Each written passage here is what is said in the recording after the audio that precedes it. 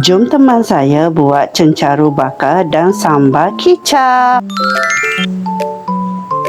Mula-mula bersihkan ikan cencaru ni. Ekor ikan cencaru ni saya potong sebabnya masa nak simpan dalam peti sejuk beku tu dia tak muat dalam bekas, jadi potong je lah. Tak kisahlah family saya je nak makan, jadi rupa tak comel lah sikit. Masa beli kat kedai tu dia belah belakang ikan cencaru. Hari ni serah nak makan ikan cencaru bentuk butterfly. Alamak, tak boleh hirih lah pula. Ambil pisau besar lah. Pisau tu cukup besar tak?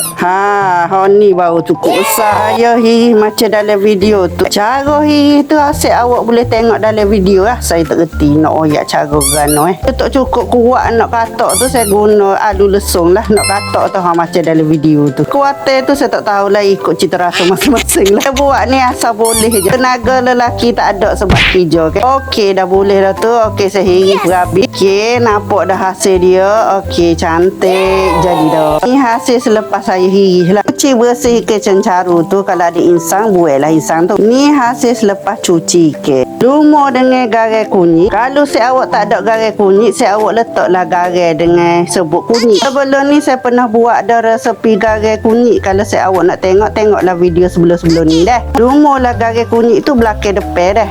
Seterusnya kita buat sambal kicap pula. Buang kulit bawang merah. Buang biji lada merah besar dan lada hijau besar. Buang biji tu sebabnya saya tak makan pedas. Tu saya awak makan pedas jangan lawak gini. Lepas tu tambahlah cili padi. Barulah kik. Potong 2-5 kasturi untuk kita peruh dalam kicap nanti. Iriskan lada merah besar dengan lada hijau besar. Lepas tu cincang macam dalam video tu. Masukkan ke dalam mangkuk. Masukkan bawang merah yang telah dicincang ke dalam mangkuk. Resepi penuh tengok di caption bawah dah. Lupa nak oyak awal-awal. Kalau saya awak tak saya cincang bawang merah pun tak apa, hirih nipis-nipis pun sedap. Masukkan kicap manis secukupnya. Kacau biar sebati. Masukkan jus limau kasturi. Saya tapis macam tu lah, tak sebuti kacau biar sebati. Saya tak masuk garai gula sebab dia cukup rasa dah. Kalau si awak nak masuk tomato yang dipotong dadu pun boleh juga. Dia jadi bertambah sedap. Selepas 30 minit perak ikan cencaru, tambah sedikit minyak di atas perangai. Tak saya bagi ikan tu nekak lah. Letak ikan cencaru atas perangai. Lepas tu sembur sedikit minyak. Lepas tu bakarlah ikan cencaru sampai masak. Okey, sudah siap ikan cencaru bakar. Jangan lupa subscribe,